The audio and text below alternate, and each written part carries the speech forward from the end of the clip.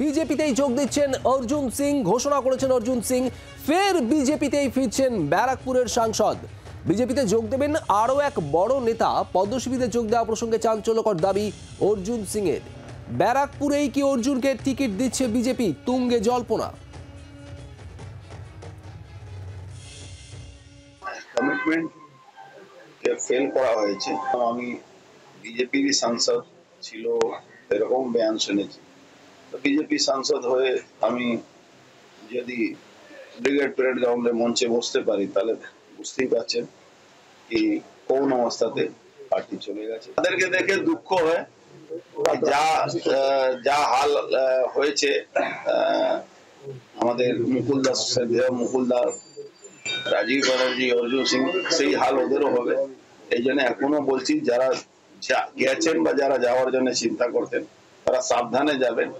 কেন যে চারোদিকে ঘিরে রেখেছে যারা, তারা আপনার সঙ্গে সেই ব্যবহার হবে, সেটা এদের সঙ্গে বা আমাদের সঙ্গে হবে। আমি এখন কথা বলেছি, কালকে দিল্লিতে জয়েন করব।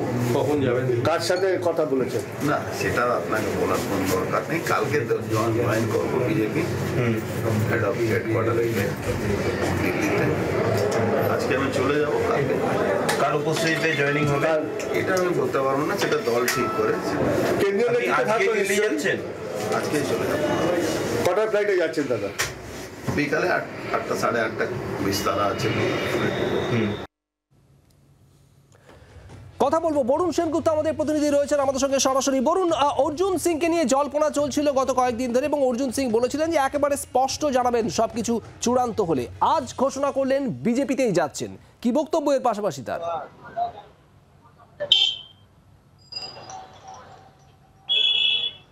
একেবারেই তিনি কিন্তু এতদিন পর্যন্ত যে জল্পনা চলছিল এই মজদুর ভবন ঘিরে, যে তিনি কোন পার্টিতে, তিনি কি তৃণমূলেই থাকছেন না তিনি কি আবার বিজেপিতে চলে যাচ্ছেন, জল্পনা কিন্তু বিভিন্ন সময় তিনি ভাবে বুঝিয়ে দেওয়ার চেষ্টা করেছিলেন তিনি কোথায় যাচ্ছেন।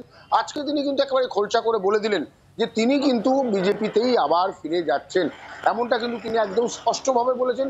যদিও তার প্রথম কর্মসূচি ছিল আছে কলকাতায় যাওয়ার, কলকাতায় গিয়ে তৃণমূল বিজেপিতে যোগ দেওয়ার, কিন্তু সেই কর্মসূচি বাতিল হয়েছে। বাতিল হওয়ার পরে যে কর্মসূচি এখন লেটেস্ট ভাবে পাওয়া যাচ্ছে সেটা হচ্ছে অর্জুন সিং আজকে 8টা 25 নাগাদ তিনি কিন্তু দমদম বিমানবন্দর থেকে বিমান ধরবেন এবং দিল্লি যাবেন এবং দিল্লিতে গিয়ে আগামীকাল তিনি বিজেপিতে আবার জয়েন করবেন। এমনটাই কিন্তু এখনো পর্যন্ত জানা যাচ্ছে। তিনি বেরিয়ে যাবেন, বেরোনোর পরেই তিনি কিন্তু সোজা দিল্লি এবং সেখানে আবার নতুন করে জয়েন করবেন। কিন্তু ব্যারাকপুরের টিকিট কি হবে?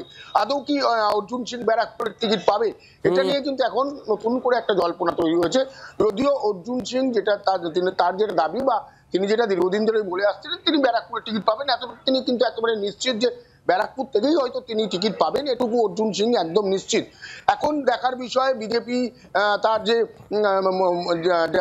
টিকিট দেওয়ার দিন, সেই দিন কবে দেয় এবং সেটা আজকে বা কালকে কবে তারা এই দিন ঘোষণা করে এবং অর্জুন সিং এর নাম ঘোষণা করে, এমনটা কিন্তু এখন দেখার বিষয়।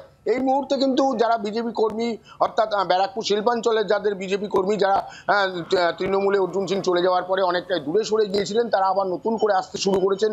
সেই সব কর্মী সমর্থক দিয়ে এই মুহূর্তে অর্জুন সিং মজদুর ভবনে বিভিন্ন সময় দফায় দফায় মিটিং করছেন এবং বলাই বাহুল্য যে তার নাম ঘোষণা হয়নি, কিন্তু তিনি কিন্তু একেবারেই ভোটের যে প্রস্তুতি, সেই প্রস্তুতি কিন্তু একেবারেই শুরু করে দিয়েছেন। এমনটা কিন্তু একেবারেই নিশ্চিন্তভাবে বলা যায়। বাংলার আওয়াজ, বাঙালির আবেগ, জি 24 ঘন্টা।